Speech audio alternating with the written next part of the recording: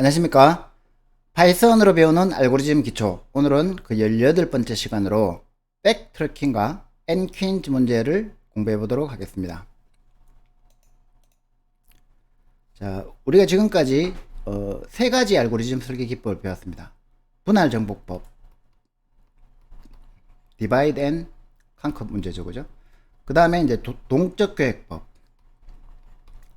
다이나믹 프로그래밍 문제입니다. 그리고 이제 탐욕법, 그리디 어프로치 문제입니다. 그죠? 이 뭐 세 가지가 사실은 알고리즘에서 그 가장 중요한 위치를 차지하고 있는 3대장이라고 할 수가 있고, 이제부터 배우게 될 백트래킹과 분기 항정 이런 것들은 이제 조금 어렵긴 하지만 굉장히 유용한 해결책을 가지고 있는 알고리즘 설계 기법입니다. 자, 먼저 대추적 백트래킹이란 무엇인가? 이거를 이제 살펴보면 이 백트래킹은 이렇게 정의할 수 있어요. 임의의 집합, 어떤 셋이 있으면 그 셋에 대한 기준이 있습니다. 주어진 기준, 크라이테리온. 그 기준을 따라서 어떤 원소의 순서들, 시퀀스를 선택하는 문제를 푸는데 이 백트래킹은 굉장히 유용합니다. 어떤 집합의 순서 하면은 떠오르는 게 순열이죠. 순열, 퍼뮤테이션. 어떤 퍼뮤테이션이 주어지면 그 퍼뮤테이션을 우리가 평가할 수 있다는 거죠. 그 중에서 제일 좋은 문제, 최적화 문제죠. 그죠? 그런 거를 제일 좋은 순열을 찾아내는 거. 그거를 우리가 백트래킹 기법으로 푼다고 보시면 됩니다. 그래서 이거를 이제 공부해 보면 트리라는 자료 구조의 DFS입니다. 즉 Depth First Search, 깊이 우선 탐색이라고 번역할 수 있죠. 그죠? 그래서 DFS를 해가지고 문제를 푼다고 보시면 되고요. 이 모든 문제 사례에 대해서는 효율적이지 않습니다. 해보면 이거는 일종의 브루트 폴스한 기법이라고 보시면 됩니다. 근데 많은 문제 사례에 대해서 이게 더 효율적입니다. 어떨 때는 동적 계획보다 더 효율적일 때도 있어요. 그 대표적인 문제가 여러분들 아마 공부해보면 되게 재밌을 문제들이 많습니다. 엔퀸즈 문제. 수학 시간에도 이거 많이 하는 거죠. 그 다음에 이제 부분 집합의 한 문제, sum of subset이라고 합니다. 그 다음에 이제 제로원 배낭 문제, 굉장히 유명한 문제죠. 알고리즘 문제 중에. 그래서 배낭 문제, 특히 제로원 배낭 문제, 요거는 제가 강의에서 빼놨는데 이 강의 후반부에 몰아서 한번 강의를 하도록 하겠습니다. 자, 그러면 이제 백트래킹이라는 문제를 이해하기 위해서 이 미로 찾기 문제를 한번 검토해 보도록 하죠. 풀어보진 않겠지만 미로 찾기 문제를 한번 검토해 보면 백트래킹을 이해하기 쉽습니다. 자, 요 생지가 있습니다. 생지. 생지가 이제 입구에 이렇게 딱 대기하고 있어요. 여기가 입구죠. 그 다음에 이제 그 출구가 여기 있습니다. 그리고 0으로 되어 있는 거는 이렇게 0으로 되어 있는 거는 길이고 1로 되어 있는 거는 이제 벽이라고 보시면 됩니다. 벽이 이렇게 있는 거죠. 이렇게. 이렇게 벽이 이렇게 있는 겁니다. 자, 이런 미로가 주어졌을 때 이 생지가 이 출구를 찾아 나갈 수 있는 방법이 뭘까요? 이렇게 이제 가서 갈 수 있는 길을 모두 탐색해 보면 이쪽으로 갈 수 있죠. 이쪽으로 갈 수 있고, 이쪽으로 갈 수 있고, 이쪽으로 갈 수 있고. 자, 근데 여기서 갈림길을 만났습니다. 그죠? 갈림길을 만났으면 어떻게 해야 돼요? 아무거나 먼저 순서대로 선택해 보면 되죠. 갈림길에서 이제 요렇게 또 요렇게 가면 이제 선택의 폭이 하나밖에 없으니까 상하 좌우로만 갈 수 있다고 가정한 겁니다. 자, 여기서 또 갈림길을 만났어요. 그러면 이제 또 오른쪽으로 먼저 한번 가봅니다. 아, 근데 이제 더 이상 갈 길이 없죠. 여기 이제 막다른 길을 만났습니다. 그럼 어떻게 해야 됩니까? 되돌아가야 되죠. 되돌아가다 보면 이제 갈림길이, 여기서 갈림길이 있는데 이쪽 길은 아직 안 가봤죠. 그래서 이렇게 가다 보면 또 막단 길을 만났습니다. 되돌아가죠. 근데 여기서 이제 갈림길을 다시 왔는데 또 갈 데가 없죠. 그럼 어떻게 합니까? 다시 또 되돌아가서 갈림길을 만났습니다. 그죠? 그러면 이제 안 가본데 이쪽으로 와서 또 이제 그 오른쪽으로 가서 이렇게 가서 또 갈림길을 만났습니다. 위에서부터 이쪽 이쪽을 이제 먼저 선택한다고 가정하면 또 이렇게 가보겠죠. 그죠? 또 막다른 길을 만났어요. 되돌아갑니다. 그죠? 여기서 갈 수 있는 데가 또 이쪽에 있죠. 이렇게 가다 보면, 아, 출구를 드디어 찾았습니다. 그죠? 만약에 출구가 여기면, 여기서 막다른 길이니까 또 쭉 되돌아가서 여기서 이쪽으로 가보고 찾았네. 이렇게 되겠죠. 그죠? 자, 이런 식으로 쭉 가다가 막다른 길을 만나면 되돌아가는 거. 요 되돌아가는 행위를 우리가 되추적. 즉, 영어로 하면은 이제 백트랙이라고 합니다. 백트랙. 되돌아간다. 그래서 요거를 문제를 풀려면 어떻게 하면 되겠습니까? 아마 이 문제를 풀어보신 분들은 대부분 스택이라는 자료 구조를 이용했죠. 그죠? 스택.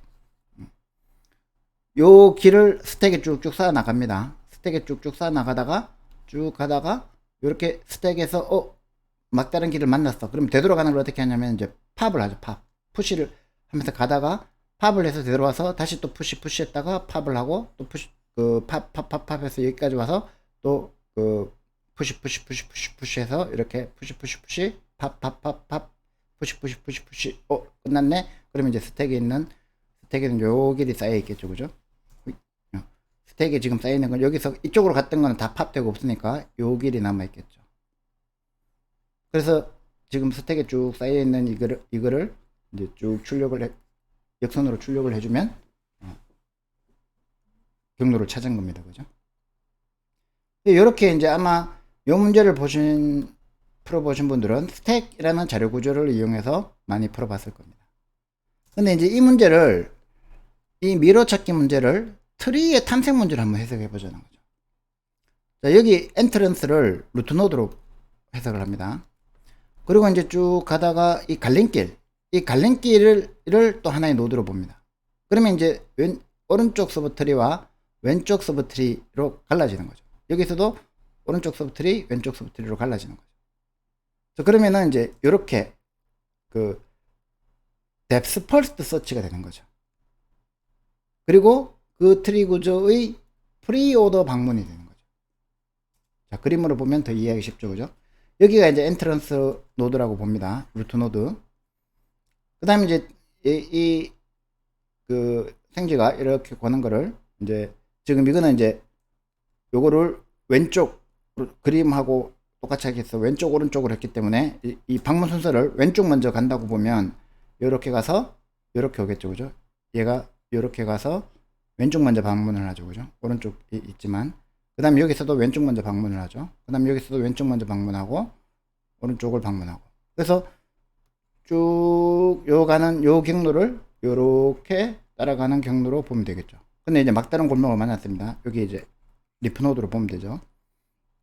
그러면 이제 백트랙해서 여기서 다시 이쪽으로 가죠. 그죠? 그거를 이제 오른쪽 방문하는 걸로 보죠. 그리고 또 쭉 백트랙해서 여기서 이제 다시 오른쪽으로 가겠죠. 그죠? 그 다음에 또 여기서 이제 오른쪽 왼쪽 먼저 가보고 이 그림이 여기가 엑시트인데 여기가 엑시트지만 여기가 엑시트 맞네요. 그러면 이제 왼쪽 가보고 찾은 거죠. 그죠? 이게 뭡니까? 요 트리에서 요렇게 갔다가 요렇게 가는 방문을 뭐라고 하죠? 프리오더 트래버설 프리오더 방문이라고 하죠. 그죠? 그래서 요런 식으로 이제 해석을 하면 이 트리 구조를 가지고 DFS를 하는 거죠. Depth First Search를 하고 프리오더로 트래버스를 하는 거를 우리가 백트래킹이라고 할 수 있습니다. 자, 그래서 우리가 이제 알아봐야 될 거는 항상 백트래킹에는 트리 구조가 있어야 돼요. 그거를 우리가 State Space Tree, 즉 상태 공간 트리라고 부릅니다. 다시 말해서 이제 상태 공간이라는 거는 뭐냐면은 우리가 솔루션이 있어요. 그죠? 그럼 그 솔루션을 탐색해 볼 수 있습니다. 그러면 그 탐색을 위한 탐색 공간을 우리가 서치 스페이스라고 하잖아요.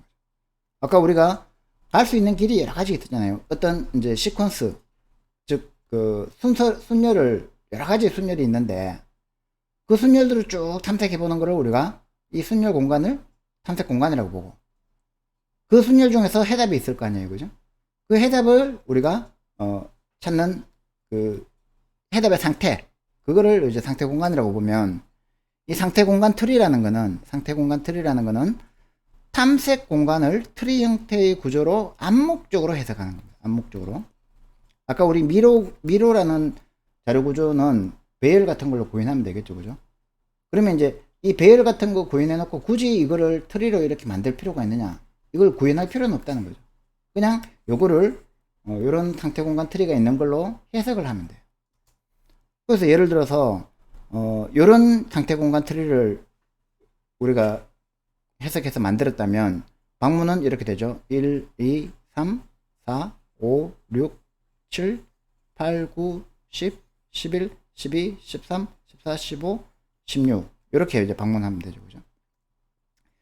그래서 이제 예를 들어서 여기가 그 미루 찾기 문제라면, 여기가 엑시트라면, 여기가 그 엔트런스라면, 여기가 입구고 여기가 출구라면 쭉 방문하다가 여기 와서 출구 찾았네, 끝, 이렇게 하면 되죠. 근데 만약 문제를 최적화 문제를 바꾸려면 모든 경로 중에서 최단 경로를 찾아라, 미로 찾기 중에서 최단 경로를 찾아라, 그러면은 이제 여기서 끝낼 수 있습니까? 못 끝내죠, 그죠? 다른 길이 있을지도 모르잖아요. 그래서 되돌아갔다가 또 갔다가 갔다가 다 가봐야 되죠. 그래서 여기까지 오면 끝나는 겁니다. 예를 들어서 엑시트 한 게 아니고 여기도 엑시트 있을 수 있잖아요, 그죠? 그러면 이제 여기 왔을 때의 이 경로, 요게 이제 경로가 되겠죠, 그죠? 요 경로의 길이 혹은 걸리는 시간, 그 다음에 여기 왔을 때의 경로의 길이, 걸리는 시간, 이런 거를 우리가 판단해야 된다.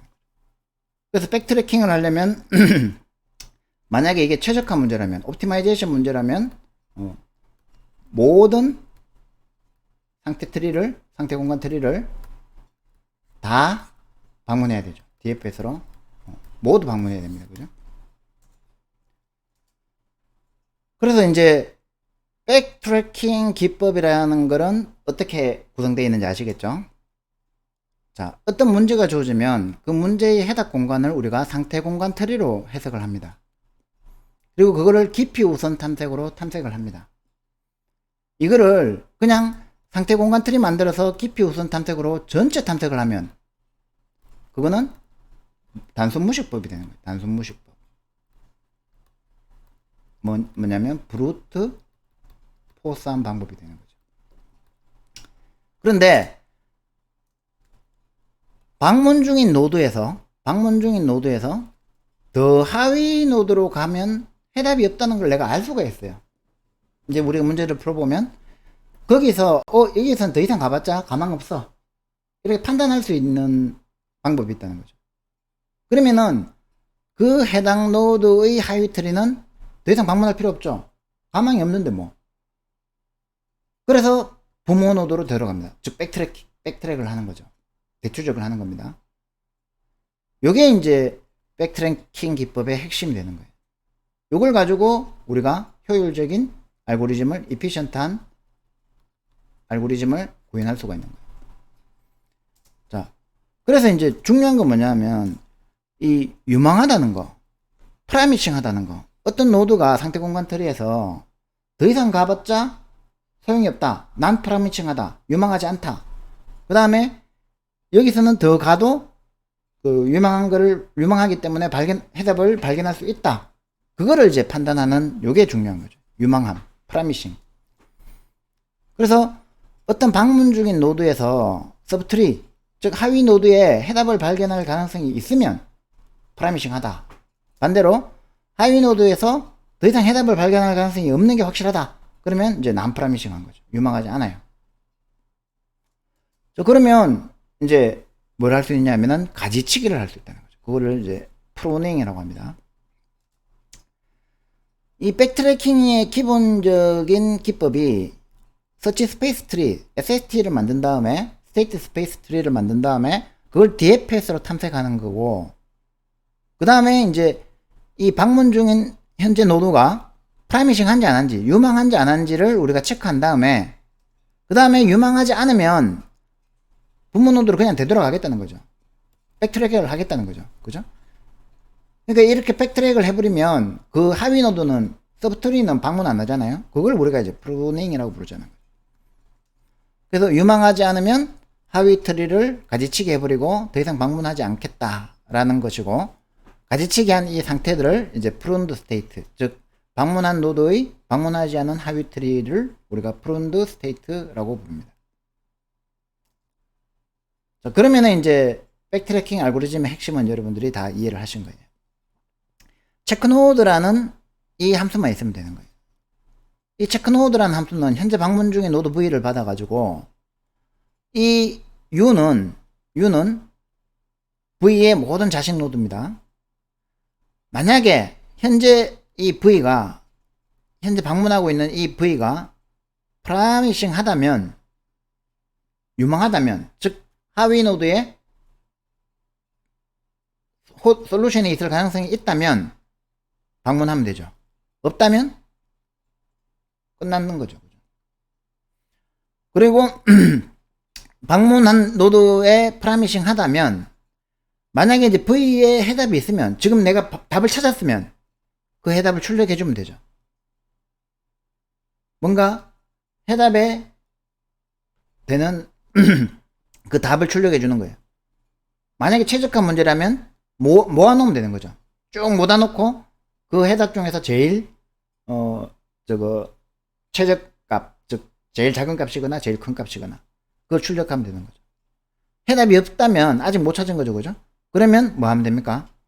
모든 자식 노드에 대해서, 모든 자식 노드 U에 대해서 또 체크 노드를 재기호출하면 되죠. 요 개념을 이해하시면 백트래킹의 기본적인 개념은 다 이해가 됩니다. 쉽죠? 이야기는 쉬워요. 적용하기 어려서 그렇지. 그죠? 자, 그래서 이제 요 프라미싱 V, 현재 방문하고 있는 이 노드 V가 프라미싱 하냐 안 하냐, 요거 체크하는 게 이제 백트래킹 핵심이죠. 그거를 우리가 이제 프라미싱 펑션, 프라미싱 함수, 유망 함수라고 부릅니다. 자, 그러면 이제 실제로 구현은 어떻게 하느냐? 실제 구현할 때 이제 상태 공간 트리를 실제로 만들어야 되느냐? 그럴 필요는 없다는 거죠. 내가 현재 조사 중인 가지, 브랜치에서 값만 이렇게 추적해가지고, 더 이상 이제 백트랙, 방문할 필요가 없다. 즉, 프루닝 해야 되겠다 싶으면 이제 백트랙을 하면 됩니다. 그래서 우리가 이 상태 공간 트리는 우리가 문제 분석을 할 때 암묵적으로, implicitly 존재하고, 실제로 우리가 explicitly, 명시적으로 이렇게 구현할 필요는 없다. 그렇게 생각하시면 됩니다. 자, 이제 백트래킹에 대한 기본적인 개념은 이해하셨을 거고요. 이 백트래킹의 대표적인 문제 사례가 이제 N-퀸즈 문제입니다. N-퀸즈 문제는 원래 이제 수학에서 수학 퍼즐로 8퀸즈라는 문제가 이제 시작해가지고, 이거를 그러면 일반화 시켜보자. 꼭 8퀸즈만 풀 필요 뭐 있냐. 그래서 N-퀸즈라고 해가지고 N by N 체스보드에 N개의 퀸을 배치해보자는 거죠. 그래서 우리가 이제 여러분들 중에 체스 뜰 줄 아는 사람 있는지 모르겠지만, 서양 사람들은 이제 체스를 잘 뜨잖아요. 그죠? 많이 우리 바둑 두듯이. 이 퀸이 있으면, 이 퀸은 이 같은 행에 있는 거나 같은 열에 있는 거를 다 잡아먹을 수 있어요. 그리고 대각선에 있는 것도 다 잡아먹을 수 있어요. 이렇게. 그러니까 우리가 장기로 치면 차는 바둑판에, 장기판에 끝까지 갈 수 있죠. 그죠? 근데 얘가 대각선도 갈 수 있다고 생각합니다. 그러면 이제 어떠한 퀸도 다른 퀸에 의해서 잡아먹히지 않도록 배치를 해야 되는 거예요. 그냥 배치하려고 하면은 뭐 쉽잖아요. 그죠? 안 잡히도록 배치하려면은 어떻게 해야 되느냐. 다시 말하면, 같은 행, 같은 열, 같은 대각선에는 다른 퀸을 놓을 수가 없겠죠. 그러면 이제 다른 퀸을 놓지 않도록 배치하는 방법이 뭐가 있을까? 이걸 고민하는 거예요. 자, 그래서 이제 만약에 4퀸즈 문제면은 어떻게 되냐면, 바둑판이, 체스판이 4x4가 되는 거죠. 이 4x4 체스판에 요 4개의 퀸을 놓아야 돼요. 그죠? 그러면 이제 퀸을 만약에 여기 놨다. 그러면 여기하고 여기하고 여기는 못 놔요. 그죠? 잡아먹히니까. 두 번째 놓을 수 있는 데가 어디 있어요?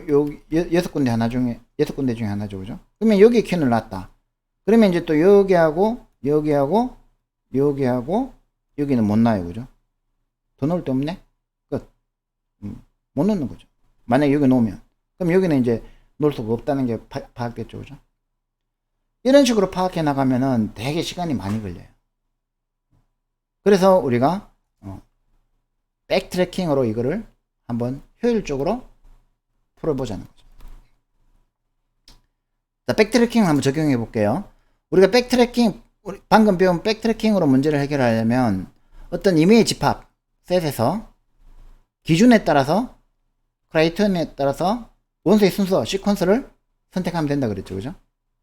자, 요 문장 그대로 한번 따라가 보면 이 앵킨즈 문제의 백트래킹을 어떻게 적용하냐면 임의의 집합이라는 건 뭐냐면 체스보드에 있는 n제곱개의 가능한 위치. 지금 만약에 4x4라면 첫 번째 퀸을 내가 놓을 수 있는 게 몇 개가 있어요? n/n이니까 n제곱개에다가 놓을 수 있잖아요. 그죠? 그 중에서 기준은 뭡니까? 새로 놓을 퀸이 다른 퀸을 위협하면 안 되죠. 그걸 배제하면 되죠. 그죠? 그러면은 이제 놓을 수 있는 원소의 순서는, 시퀀스는 뭡니까? 퀸을 놓을 수 있는 n개의 위치가 되는 거죠.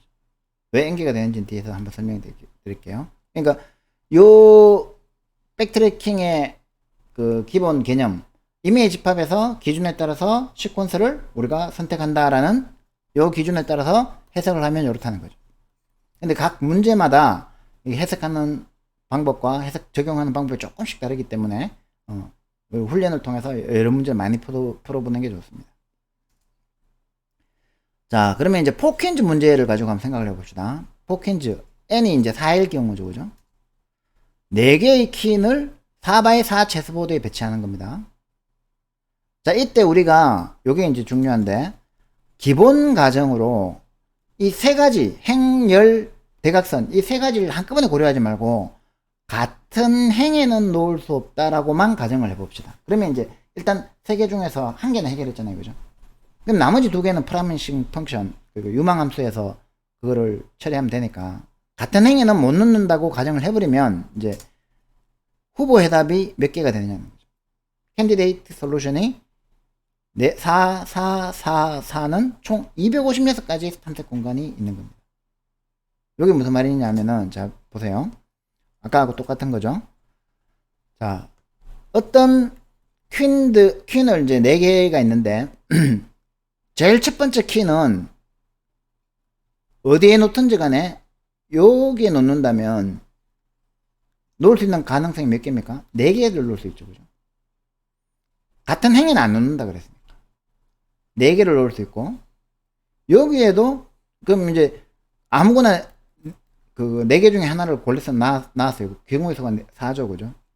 두 번째 키는 두 번째 줄에 놓는다고 생각하면 경우의 수가 또 4죠. 지금 이제 칼럼하고 대각선은 아직 고려 안 하겠다는 거죠. 그리고 세 번째를 놓으면은 이것도 4개 중에 하나잖아요. 4죠. 경우의 수가. 네 번째 것도 4개 중에 하나니까 경우의 수가 4입니다. 그러면 이 경우의 수를 모두 곱하면 256가지의 탐색 공간이 나온다는 거죠. 요것만 이해하시면 돼요. 자, 그러면은 이제 상태 공간 트리, 스테이트 스페이스 트리를 어떻게 구성할까요? 자, 초기 단계에서는 아무것도 안 나왔습니다. 그죠? 그러니까 지금 n이 0이었어요. 그죠? m이라고 할까요? n 퀸즈 m, 이제 현재 보드에 놓은 개수가 m이 0일 때는 아무것도 안 났어요. 그죠? 그러면 이제 첫 번째 행에 첫 번째 칸에 놓는 거를 1,1이라고 표현해 봅시다. 이게 이제 서브 트리가 되겠죠. 첫 번째 행에 두 번째 열에 놓는 거를 1,2라고 해봅시다. 첫 번째 행에 세 번째에 놓는 거를 1,3이라고 해봅시다. 첫 번째 행에 네 번째 칸에 놓는 거를 1,4라고 해봅시다. 그러면 이제 요 상태가 되면 m이 1이 된 거죠. 그죠? 한 개 놓은 거죠. 그죠? 첫 번째 줄에. 한 개 놨으면 두 번째 줄에 놔야 되죠. 그러면 이제 2,1, 2,2, 2,3, 2,4가 되니까 이게 m 이퀄 이제 2가 되는 거죠. 두 번째 줄에 또 한 개 놨어요. 그죠? 그럼 세 번째 줄에 또 한 개 놓고 네 번째 줄에 한 개 놓고. 자, 이렇게 하면은 예를 들어서 요 스페이스를 따라서 여기까지 가면 어떻게 되는 겁니까? 요 체스보드에서 이렇게 놓은 거죠. 물론 틀렸지만 우리가 틀렸다는 거 쉽게 알 수 있지만 컴퓨터는 모르잖아요. 그러니까 틀렸지만 여기 이렇게 되는 거고, 만약에 여기서 이제 요렇게 따라오면 어떻게 돼요? 첫 번째는 1,1에 놓고, 두 번째는 2,1에 놓고, 세 번째는 3,3에 놨으니까 여기 놓고, 이게 만약에 4,4에 놨다 하면 여기 놓고, 이렇게 놨다는 거죠. 그죠? 그러면 이제 이 상태 공간 트리에 리프 노드가 몇 개겠어요? 이게 256개가 된다. 이해되시죠? 4 곱하기 4 곱하기 4 곱하기 4니까 총 리프 노드의 개수는 256개다. 자, 그래서 이제 보시다시피 여기 이제 iJ로 하면 요게 이제 무슨 뜻이냐면 i번째 행에 j번째 열의 칼럼에 어떤 퀸을 놨다는 뜻이에요.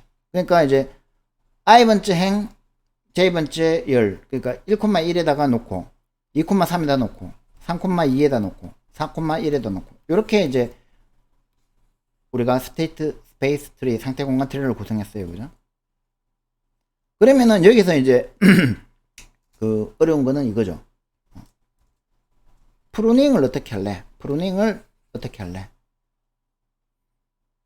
그 다음에 프라미싱 하다는 걸 어떻게 고를래? 같은 얘기죠. 그죠? 자, 내가 S에서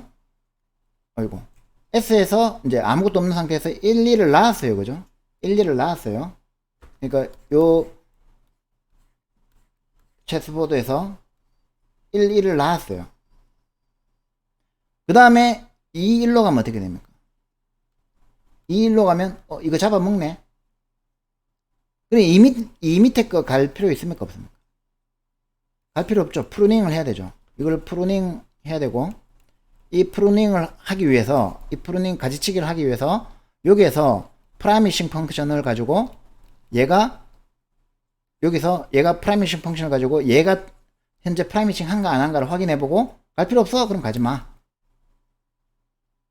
2는 어때요? 2는 여기죠? 갈 필요 있어요? 대각선에서 잡히잖아요. 그러면 얘도 가지 마. 2, 3은 어때요? 여기죠, 그죠? 현재 여기 놓고 여기 놨어요. 서로 잡아먹습니까? 못 잡아먹죠, 그죠? 그럼 얘는 가야 되죠. 프라미싱 하다는 거죠. 그래서 요 프라미싱한 펑션을 내가 찾아내야 요 프루닝을 할 수 있는 거잖아요, 그죠? 그래서 이 프라미싱 펑션을 찾아내는 게 백트래킹에서는 가장 어려운 거예요. 자, 재밌죠?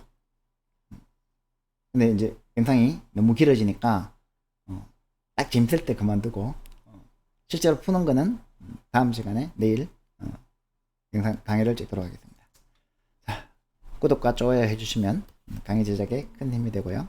강의 자료와 소스 코드는 구글 드라이브에 다운로드 할 수 있도록 올려놓겠습니다. 오늘은 소스 코드가 없네요. 감사합니다.